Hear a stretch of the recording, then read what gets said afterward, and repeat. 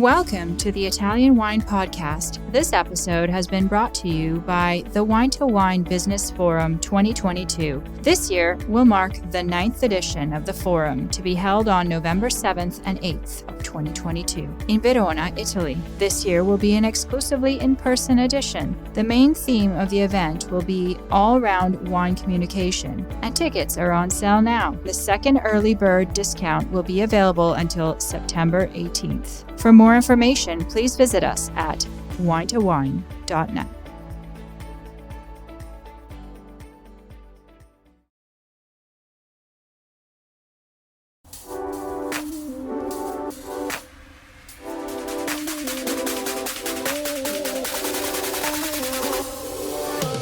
Welcome to another episode of On the Road Edition, hosted by Stevie Kim. Each week, she travels to incredible wine destinations, interviewing some of the Italian wine scene's most interesting personalities, talking about wines, the foods, as well as the incredible travel destinations. So, obviously what you're telling me is that Montefalco Sagrantino had a particular signature style, characteristics.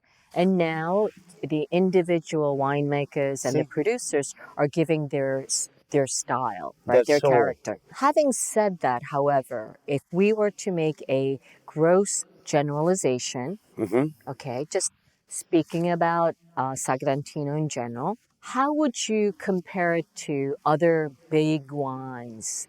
For example, we spoke about being close to Tuscany, Brunello of the situation.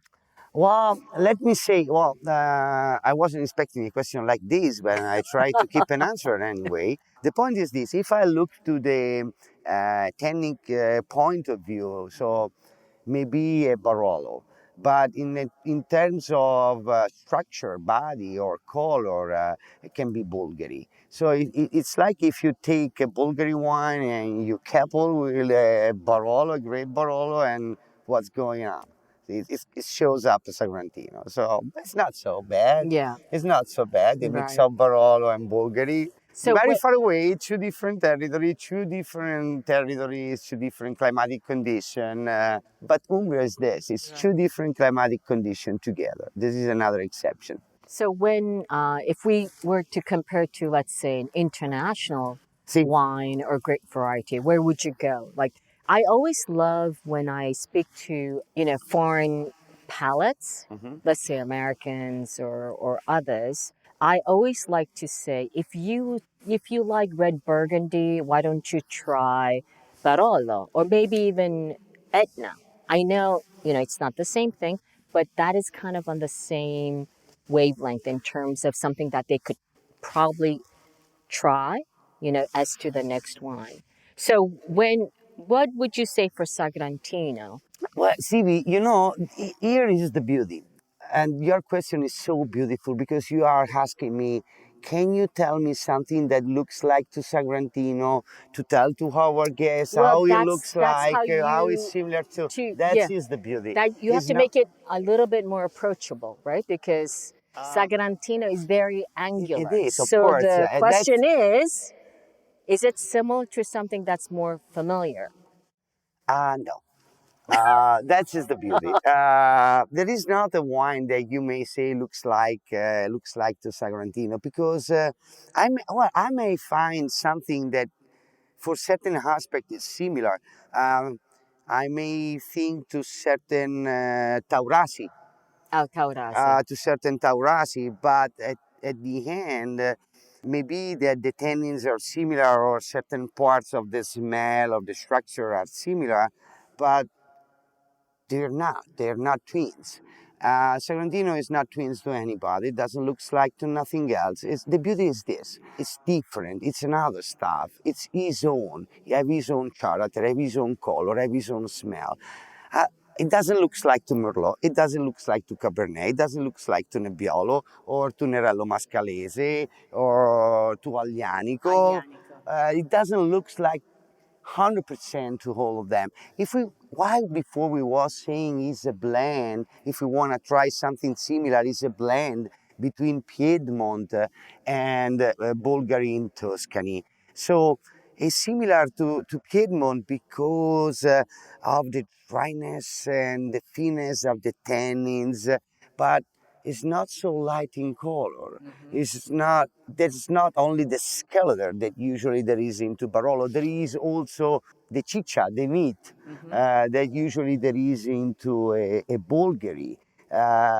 So for me, it's a So Bulgari, compromise. when you say Bulgari, I mean, you're talking about the Bordelaise blend, Yes. the Merlot, Yes, the I was Franc. talking. Yeah, Right, okay. my So, feeling. so it I is. wasn't thinking to Yeah. Bulgari Rosso. So yeah, no, that wasn't the idea. So it was the apple lever Bulgari. So in terms of Cabernet Franc, stuff like that.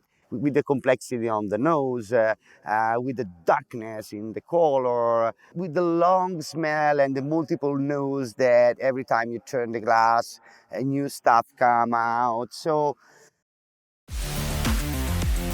Italian Wine Podcast, brought to you by Mama Jumbo Shrimp.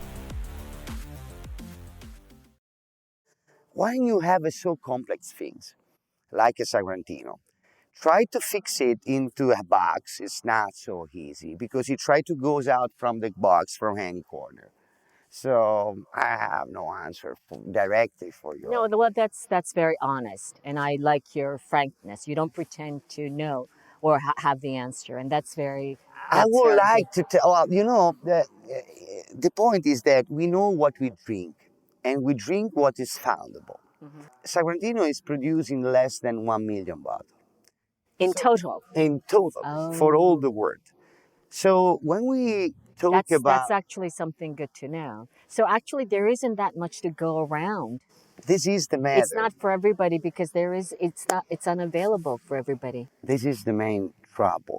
Sagrantino is producing... It's a challenge to make it more famous. If you make 10 million bottles, 100 million bottles, you talk to 10 million people, 100 million people. If you take 1 million bottle for all the world, you may talk to 1 million people per year. So we're sorry, but it is what it is. Right, absolutely. That's a very good point. So I understand it now. So listen, I want to ask you something a little bit easier. Okay, make me easy question. I'm a grower, remember that. I know. So what is the typical food and Sagrantino pairing? Oh, come on. One from, I would say, in terms of a regional pairing, so Okay. from the area. And one from more international. One international, I mean, like, is it a burger, tacos, or anything else? Okay. Go. First of all, Yes. many of our U.S. friends never came to Montefalco, to Umbria. I know. But the most of them, I'm almost sure, because I tasted several times all around the world when I was traveling to the United States, they eat at our tables. I say, what you mean? When you think to truffles, black truffles, the most of the black truffle comes from here. When you think to the smallest lentils of the world. What do you mean? Can you just go back 1 second? Yeah. What do you mean when you say the most of the black truffles come from here? What does that mean?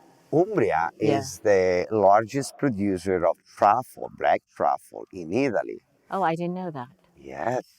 We have the... So Piemonte is white. Piemonte is white. Right. We are for the black. Okay. So every time I travel... I think that's very good information, actually. Every time I travel all around the United States and I go to visit the friends of the restaurants that purchase our wine, I used to knock the doors of the kitchen and I go through. What do you have tonight? I have this and truffle. Where you got it? And every time they tell me where they got it. And this is a company that I know because it's from my area. Right. That's a very good point. This is one of the best pairing for Sagrantino. Is with the truffles. truffle. Is the truffle because they're born in the same land. They're born together. They're couple since ever. So it's a great pairing. But at the same time, we have a lot of other raw materials that our friends on the other side of the ocean used to have daily. The smallest lentils of the world come from Castelluccio. What? The smallest lentils. Lentils? Oh, okay, lentils. It's up to Castelluccio. Okay. It's up here. Oh, I see. When we talk about prosciutto, ham, Yes. sausage, salami, do you know Don't how? tell me it's the Umbria is the largest producer of prosciutto. No, I'm just no. going to I cut wanna. everything and No, start over, because if you tell me Umbria is the largest producer of prosciutto, no, it's too easy. Is too easy. It's even more. You have to know that in Italian language, butcher is macellaio, right? but the one that butch the pigs and makes sausage, salami, is Yes. not called butcher. It's called norcino Mm. from Norcia, our Okay. village, All right. because we teach everybody in the booth how to butcher the pig, how to make the sausage, how to make the salami, So how to Umbria make is the the ham. heart of the butchering. Yes, Is that we what? teach everybody how to make prosciutto ham. So the real ham, that is not the San Daniele, No. it's not the San Daniele, the sweet Right. prosciutto. We're talking of the salty one. Aha. So the salty prosciutto is done by a Norcino. Oh, I All see. over. Norcino Okay. is a man that is coming from our area. Okay, so these are the local food pairings. But this is just to talk about few. We can go ahead No, we for don't. hours. No, we don't. I think you have an event here For sure. in See? an hour, so I don't think we have 2 hours to do this. What comes to your mind when you think about Wow, Sagrantino? that is another beautiful question. One of the easiest things to pair with the Sagrantino is just a steak. So I'm thinking to hold the steakhouse, Steakhouses. all the steakhouses. Right. So all steakhouses is perfect because all the wines that are rich in tannins, that are rich in alcohol, need of something that have grease. Mm-hmm. So how better than a steak? A steak rub seal your mouth with the grease, Mm-hmm. and tannins and alcohol, clean, remove it, replace the taste, replace the smell. That is the point. When you drink a wine like a Sagrantino by itself, you have a sensation. When you drink a wine like Sagrantino with a steak, it's another word. Because the grease in your mouth affect your taste and change your opinion in any point of it. That's fantastic. Okay, listen, so we're going to take a break, come back, and we want to talk about the white wines of Montefalco. See you later.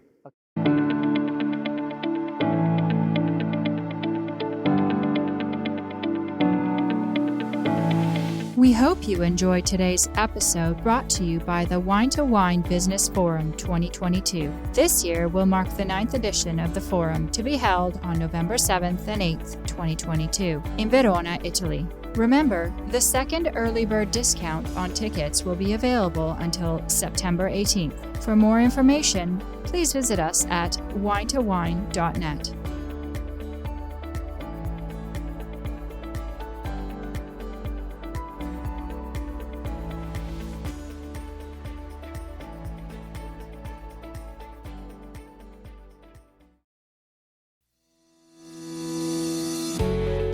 Hi guys, I'm Joy Livingston and I am the producer of the Italian Wine Podcast. Thank you for listening. We are the only wine podcast that has been doing a daily show since the pandemic began. This is a labor of love and we are committed to bringing you free content every day. Of course, this takes time and effort, not to mention the cost of equipment, production, and editing. We would be grateful for your donations, suggestions, requests, and ideas. For more information on how to get in touch, go to ItalianWinePodcast.com.